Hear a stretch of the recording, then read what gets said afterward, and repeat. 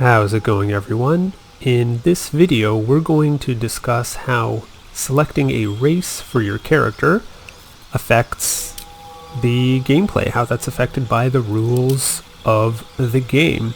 So long story short is it doesn't have that much of an effect.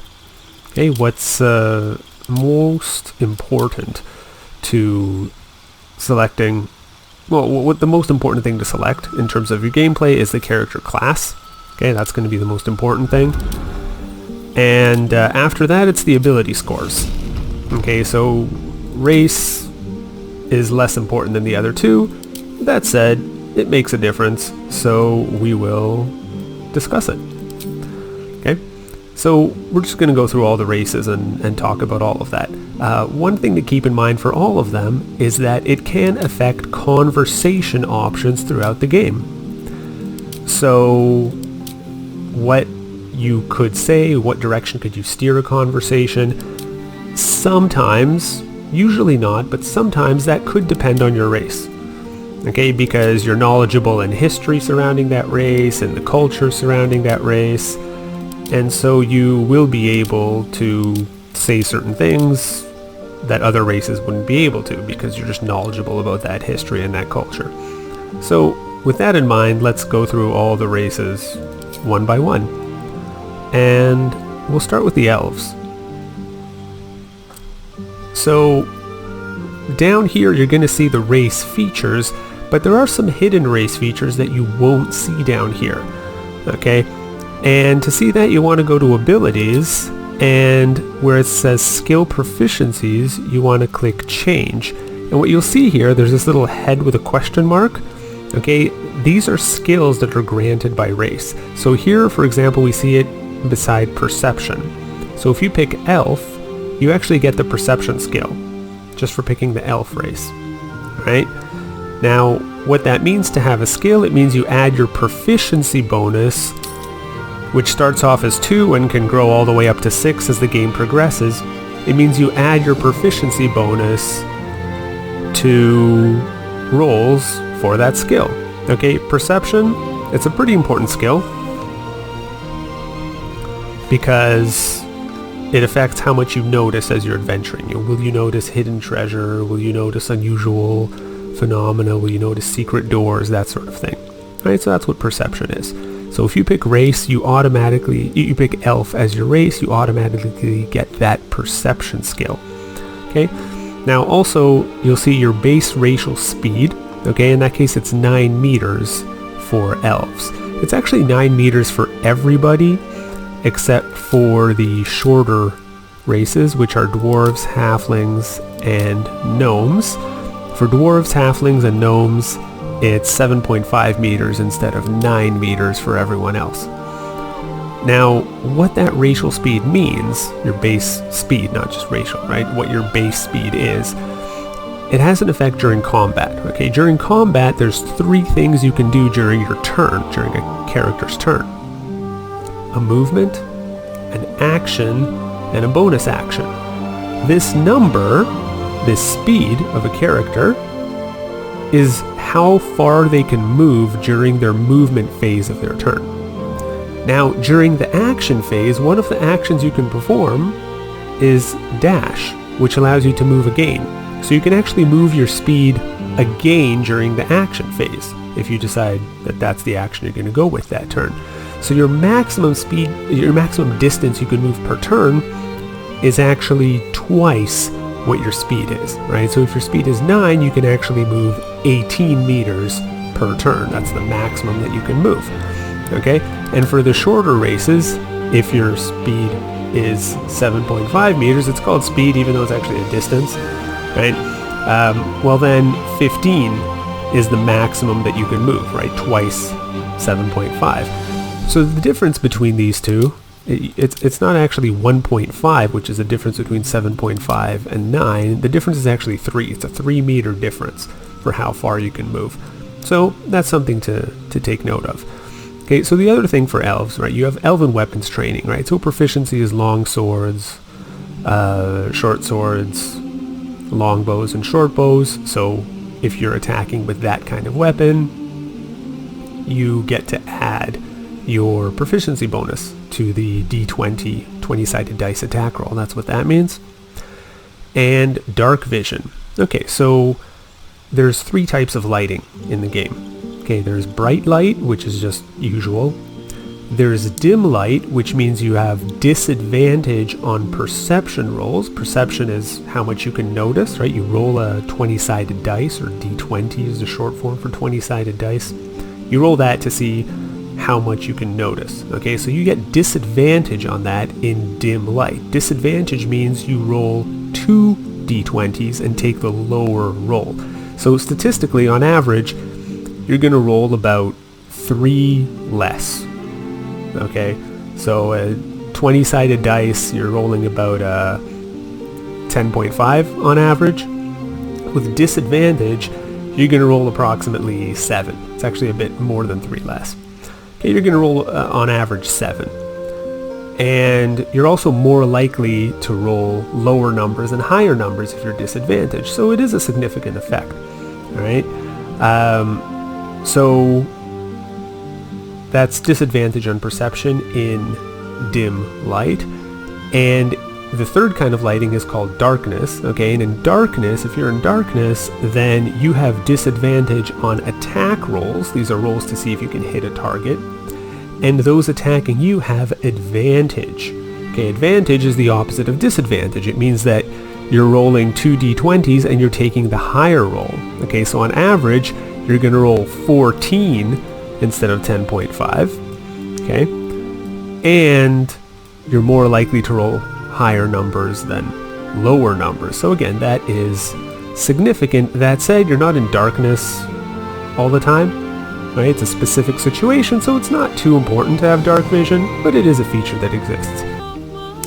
What dark vision grants you is things are one level brighter for you than they are for everyone else. So if you have dark vision, dim light comes off as bright light. Okay, which means that you don't have that disadvantage on perception rolls that everyone else would have in dim light. Darkness comes off as dim light. Okay, which means that if you're in darkness, you don't have disadvantage on attack rolls, and those attacking you don't have advantage attacking you. Alright? Instead, you just have disadvantage on perception, and that's it. That's the only penalty. So that's what dark vision is. Now, for elves, this dark vision is has a range of 12 meters, right? So up to 12 meters, you have, not as bad of a penalty for darkness. Now, Fey Ancestry, this gives you advantage on saving throws that are against being charmed, and magically you cannot be put to sleep. Okay, so when a spell is cast on you, for some spells, you get to do a saving throw, which means you roll a d20, and if you roll high enough, the spell either has no effect or it has a weaker effect. So if you have advantage on the saving throw, it means you get to roll 2 of those d20s and take the higher number. So again, on average, that's going to be a higher roll, and you're more likely to roll higher numbers than lower numbers. Okay, so these particular 2 spells, one of them is Charmed. It's a spell that basically makes you feel friendly towards a creature, so you won't attack it. You may be more friendly to it. It could have other effects. And Sleep is also a spell that, it puts you to sleep. Now, these are very specific situations that these spells would be cast. So again, Fey Ancestry, sure, you can have it if you want, but it doesn't make too much of a difference to the game. Now, you also get to pick a sub-race for Elf. Okay, High Elf or Wood Elf. Now, for Wood Elf, you get a even higher speed, 1.5 speed bonus, right? So, now again, that means that during your movement, you can move another 1.5 meters. During your action, if you dash, you can move another 1.5 meters. So in total, that's 3 extra meters that you can move per turn in combat. That's pretty significant. All right, but again, it's not necessary, right? You can move less in combat. Some fights are just standing in the same place the whole time. All right, now also, if you pick Wood Elf, there's another hidden ability here that you'll only see if you'll go into the abilities, and that's Stealth. Okay, so you automatically get the Stealth skill. I said ability, I meant skill. You automatically get the Stealth skill if you pick Wood Elf. Okay. Now, there's also High Elf, that's the other sub-race that you can pick. And then you get a cantrip. So a cantrip is a spell that you can cast infinitely many times. Okay, it's just an ability you can use as many times as you want. Okay, and you get to pick which cantrip you want. Alright, so I'm not going to go into the whole spell system, but to understand how any spell works, right, it's described here. Right, so first it shows minimum and maximum damage. Okay, so from 1 to 10. Now below it gives you the detail. So how is that 1 to 10 determined? Well, 1d10, that means one dice with 10 sides. So one 10-sided dice is rolled. Okay, and the type of damage is fire. The reason the type of damage matters is because some creatures might be immune to fire, which means it's not going to hurt them at all. Some creatures might be resistant to fire, which means they only take half damage, or they might be vulnerable to fire, which means they take twice as much damage. You roll a 7, they're going to take 14 damage.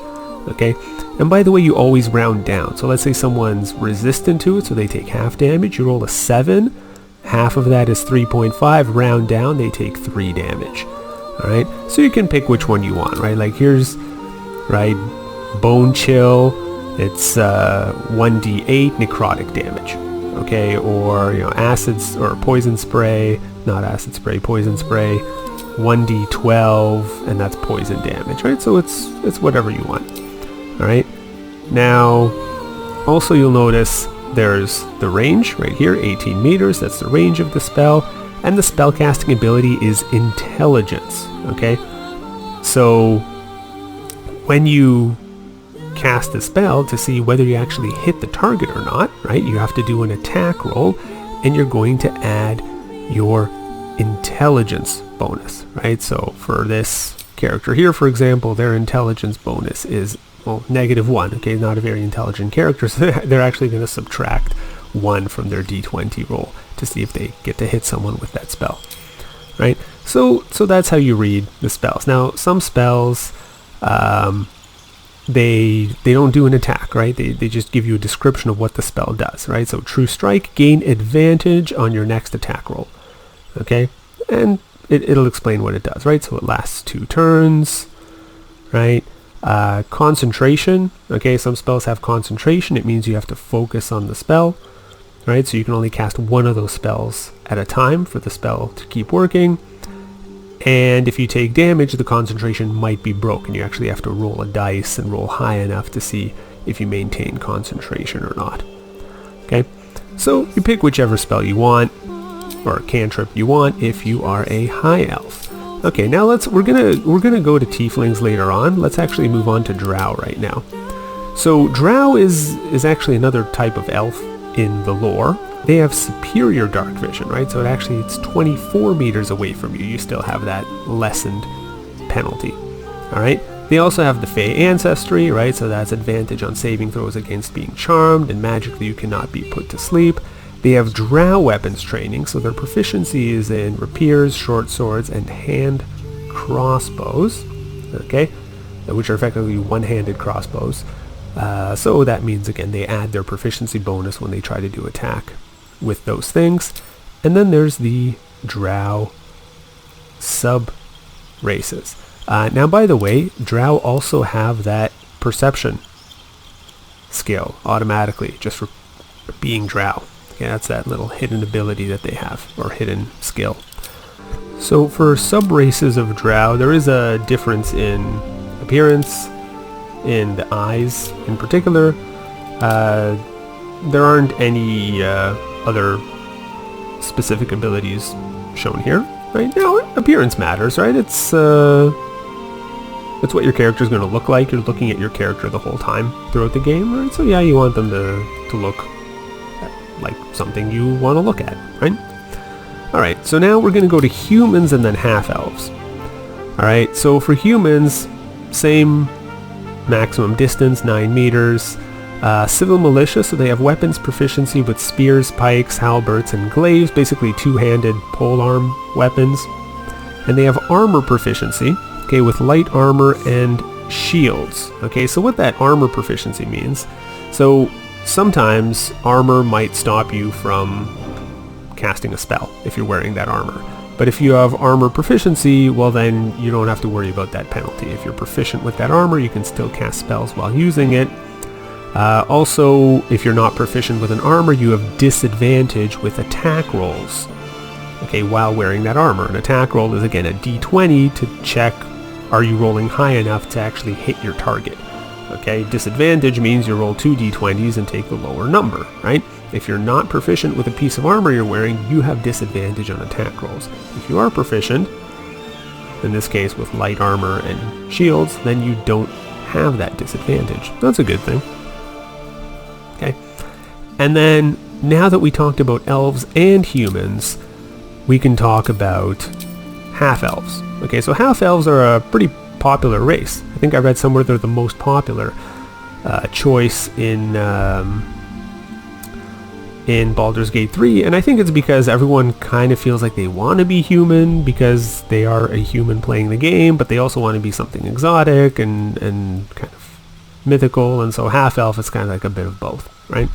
So their features are a mix of humans and elves. Okay, so they have the Fey ancestry, so that's advantage on saving throws against being charmed and you can't be put to sleep, and they have the dark vision that elves have. They have the civil militia that humans have, right? Now, also, you pick a sub-race, in other words, what type of half-elf are you? And if you pick wood elf, there's that hidden ability. In abilities, there's that stealth skill that you get, right? So that's something you'll find there, okay, if you're a half wood elf, all right? If you're a half high elf, then again you get to pick a cantrip, just like the high elves have. We talked about that. And if you're a drow, well then you get to cast Dancing Lights. Okay, so Dancing Lights is a spell that basically illuminates the area around you. Okay, and we mentioned how drow, well they can cast Dancing Lights as well, right? So now let's move on to the less human-looking ones. All right, so Githyanki. All right, so they have this astral knowledge. Okay, so they can gain proficiency in all skills of a chosen ability, and that lasts until a long rest. Okay, which is basically sleeping in the game. All right, now what does that mean? Proficiency in all skills of a chosen ability. So if you go to abilities and you go to change proficiencies here where it shows your skills, every skill is affiliated with a certain ability, right? So you see, for example, here we look at athletics, it says strength underneath because that's a strength skill. If you go to acrobatics, it says dexterity underneath because that's a dexterity skill. Okay, so athletics is a strength skill, then everything on this list from acrobatics to stealth is dexterity. Everything from arcana all the way down to religion is an intelligence skill. Everything from animal handling to survival is a wisdom skill. And from deception to persuasion, these are charisma skills. So you pick one ability, whether it's charisma or wisdom or intelligence or dexterity or strength, and every skill affiliated with that ability, you get proficiency in that, which means when you roll a d20 to see if you succeed at doing something with that skill, you get to add your proficiency bonus to that roll, right? So in this case it's +2, so you say you roll a 9 +2, so it counts as an 11. All right, so they also get the mage hand cantrip, right? So this is like a magic hand that moves around. It can move stuff, grab stuff, that sort of thing, right? So you can, reach something that's actually out of reach of your character. And their speed is 9 meters, and they also have armor proficiency with light and medium armor, and they have proficiency with short swords, long swords, and great swords. So all the kinds of swords, right? So that means, again, when they roll to attack with those swords, they get to add their proficiency bonus to see if they hit, and armor proficiency means they can wear that armor and still cast spells, and it doesn't give them disadvantage on attack rolls when they're wearing that type of armor. Alright, tieflings. Okay, so again, maximum speed is the same, 9 meters. Dark vision we talked about. Hellish resistance, they have resistance to fire damage, which means they only take half of the fire damage dealt to them. And for subrace, okay, so you have 3 options, right? I don't know if I'll pronounce the names right. So Asmodeus, okay, you have the produce flame cantrip, so a flame in your hand sheds light in a 9-meter radius and deals 1 to 8 fire damage, okay, when thrown. Now, here this is important. Throwing the flame immediately after you conjure it does not cost an action, okay, so this is important during combat, right, because during your turn you get to perform 1 action. But if you extinguish or throw the flame on a subsequent turn, so after the turn that you cast it, then it does cost an action, right, so that's something to consider. Okay, Mephistopheles Tiefling, they get the Mage Hand cantrip, and Zariel Tiefling, they have this cantrip which gives them advantage on intimidation and performance checks. So depending on what kind of character you want, you'll decide what subrace you want there. Alright? And then orcs, or half orcs actually. So for half orcs, there actually is a hidden skill here, which is intimidation, right here. Right? You get the intimidation skill if you are an orc, okay? Or half orc, that is, right? So again, you add your proficiency bonus to rolls trying to intimidate somebody.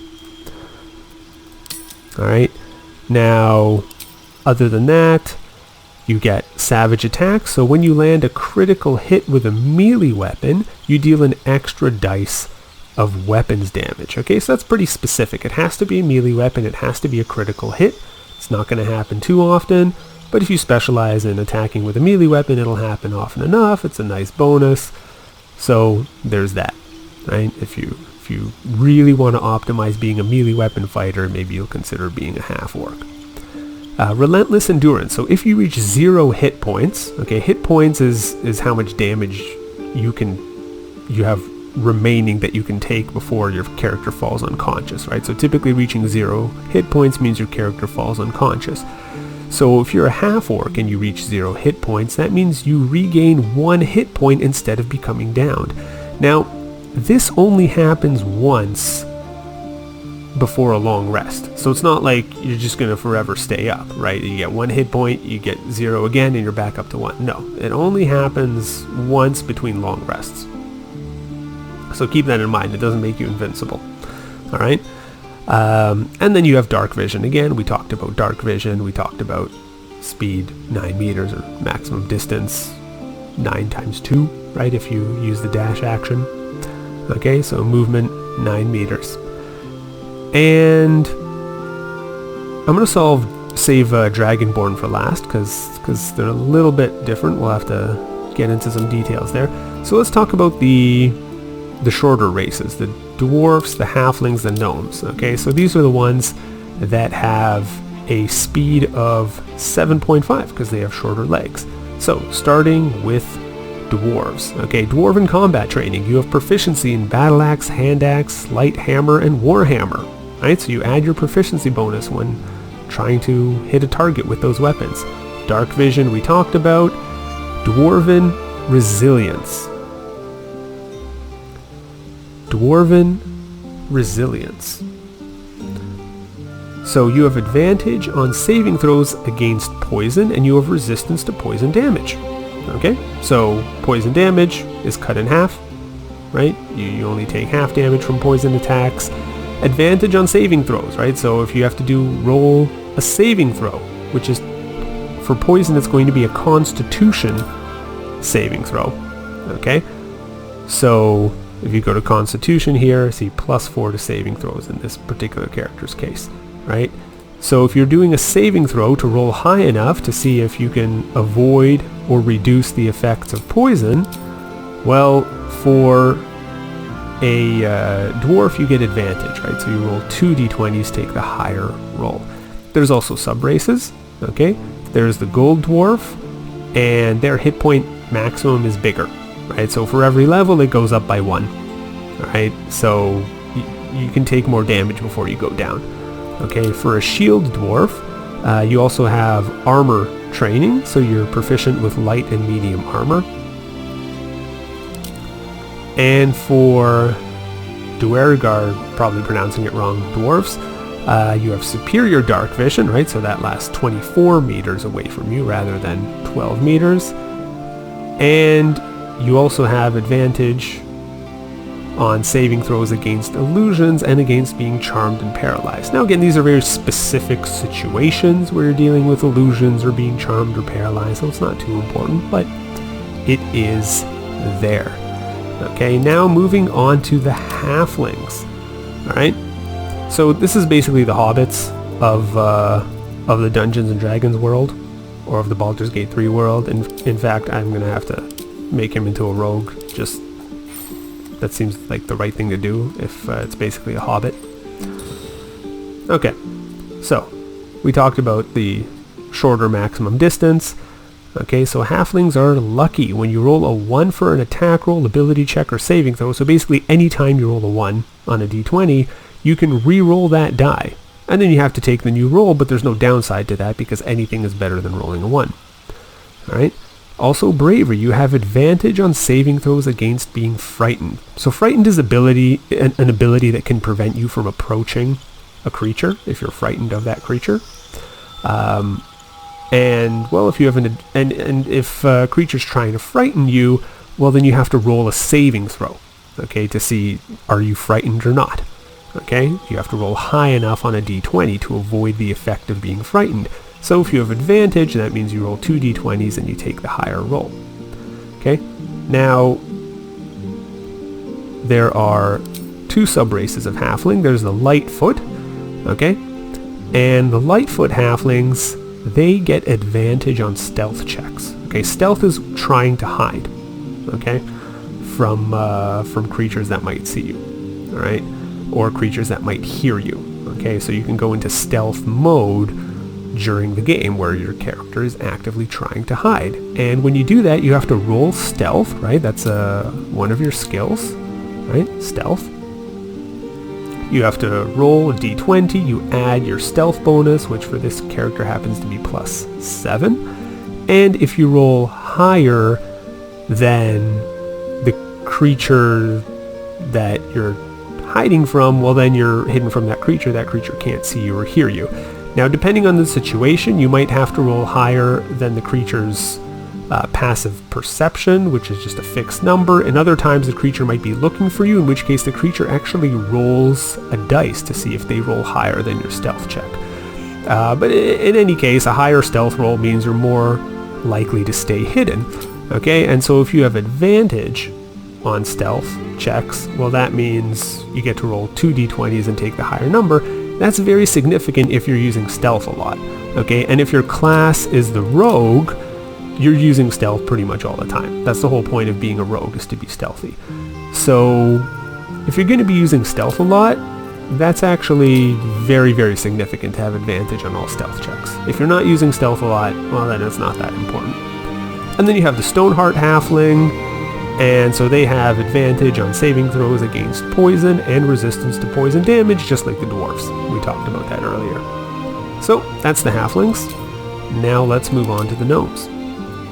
Okay, so again, shorter maximum distance. You have advantage on intelligence, wisdom, and charisma saving throws. Okay, So these intelligence, wisdom, charisma, so it's like someone's trying to talk you into something, someone's trying to confuse you, outsmart you, cast a spell that makes you act a certain way. All of that sort of stuff is covered in intelligence, wisdom, and charisma saving throws, okay? So you're difficult to for someone to be more cunning than you, or for someone to outsmart you, or that sort of thing, okay? There are sub-races of gnomes, okay? There's the rock gnomes, okay? They have dark vision, and they have their proficiency bonus added to, add twice your proficiency bonus to history checks. Okay, so not just your proficiency bonus, twice your proficiency bonus to history checks. So if you go to abilities, right, and you find history, they're automatically gaining that skill, right? But not only are they gaining that skill, which means you get to add your proficiency bonus, they add twice their proficiency bonus. So that's significant. Now, history skill, a history check, in some specific situations in the game, you might be given more information about something, or you might have more conversation options to click on because you have that history skill. Okay. Forest gnome, misread that. Okay, so you have dark vision, and you also get to speak with animals spell. Okay, now it's a fun spell to have, because now every animal becomes someone you can have a conversation with. Well, if they're intelligent enough. And that's fun, because, sometimes they'll say things that you'd expect an animal to think, and that's cute and fun and all that. Other times they might give you useful information, because people who try to hide stuff typically are not trying to hide that stuff from their pets or from their livestock, so the animals see stuff that other people wouldn't, so that can be fun and useful as well. Alright? So, yeah, it's a cool spell to have. And then there's the deep gnomes. Okay, they have superior dark vision, right? So that's dark vision up to 24 meters. And stone camouflage, right? So they have advantage on stealth checks as well. Okay, so that's another way to get advantage on stealth checks if you're going to be using stealth a lot, is to be a deep gnome. Okay. So, now all we have left is the Dragonborn. Okay, so their movement speed is 9 meters. Again, it's a distance, not a speed. That just bugs me, but whatever. They called it speed. That's fine. Well, like I said, it bugs me. Moving on. You get to pick a sub-race, and there's a lot of sub-races which are all different colors. Okay, and what that sub-race determines, okay, like what color of dragon you are, it determines what element you are resistant to, and what element you can do a breath attack with. Okay, breath attack, like you're blowing that element, like blowing fire. And it's always the same element. So for example, black dragon, the element is acid, right? So acid breath, and they are resistant to acid damage, right? Which means they take half damage from an acid attack. Okay, blue dragon, lightning breath, and they're resistant to lightning damage, right? And so on, right? So all of the breath weapons, they roll 2d6, so 2 6-sided dice, okay? So on average, you're going to roll a 7. You're more likely to roll a 7 than anything else. The closer a result is to 7, the more likely you are to roll it. Yeah, technically you can roll anything from 2 to 12, but it's very unlikely that you'll roll a 2 or a 12. You're more likely to roll numbers closer to 7. Just the one thing to add about the breath weapon is that it does increase its damage as you progress through the game. It starts at 2d6, but it can go all the way up to 5d6. Okay, so 5 6-sided dice. And to know the average for that, for every extra dice added on, just add another 3.5. Okay, so for 2d6, the average is 7. 3d6, it would be 10.5. 4d6, it would be 14, and so on, right? 5d6, it would be 17.5. Okay, just add on a d6, 3.5 for every d6 added on. That's how the average changes, and also you're more and more likely to roll closer to that average the more dice you are rolling. So that's just one more thing to keep in mind about that breath weapon. And the other thing to keep in mind is, so you'll notice all of these, when you hover over the attack, it says spew forth a cone of acid, right? Or for the green dragon, right, a cone of poison, right? For the white dragon, a cone of fire, okay? But for the brass dragon, it's not a cone, okay? It's a column of fire, okay? So that's important to note, right? Because these are different things, okay? The column is going to extend 30 feet in front of your character, okay? Now, typically a character, the area immediately next to a character is about 5 feet by 5 feet. Okay, so 30 feet is 5 times 6, right? So that's like 6 character spaces in front of you. That's how far this column of fire is going to extend. Okay, whereas the cone, right? So we go to Gold Dragon, that's a cone of fire. Okay, this cone is going to have an angle 60 degrees. Okay, if you imagine the slicing through the cone, it's like a triangle. It's going to be an equilateral triangle, 60 degrees each corner, and each side of that triangle, right? So it's like you're breathing fire in this triangle extending through your mouth, right? But you're rotating the triangle, so it's like a cone. And each side of that triangle is going to be 15 feet. Okay, and what that means is how far in front of you it's going to extend is about 13 feet. And you can figure that out through Pythagorean theorem, right? Like draw an equilateral triangle, draw a line from the corner to the middle of the opposite side. So you've now made 2 equal sized and shaped right angle triangles, and through Pythagorean theorem you could figure out that it's going to be about 13 feet in front of you, but it spreads to the side, right? Whereas the column that the brass dragon does, that's 30 feet in front of you, right? So it's farther, but it does not spread to the side. So that's something to keep in mind. Now notice it says, on a save, target still takes half damage, right? So when you do this attack, the target has to roll a saving throw to see whether they can take only half damage from the attack, okay? Now what they have to roll for this saving throw is 8 plus your constitution score plus your proficiency bonus. Okay, so if you're going to use your breath weapon a lot as a dragonborn, which is like, why else would you be a dragonborn if you're not going to use the breath weapon, right? Then your constitution also has that added importance, right? It makes higher constitution makes it more difficult for people to resist your breath attack weapon. Now, when they make the saving throw, the bonus that the creature adds to the saving throw, it's going to be dexterity for everything except poison and cold. Okay, so if you're doing poison breath attack, like the green dragon, or a cold breath attack, like the silver dragon, then they do a constitution saving throw. So they add their constitution bonus. Okay, for everything other than poison and cold, they are doing a dexterity saving throw, right? So they're adding their dexterity bonus. So that's that. Now both white and silver dragon actually are doing cold damage, but yeah, so if it's cold damage that you're doing, or poison damage, then the creature does a constitution saving throw. Any other type of damage with the breath weapon, they are doing a dexterity saving throw.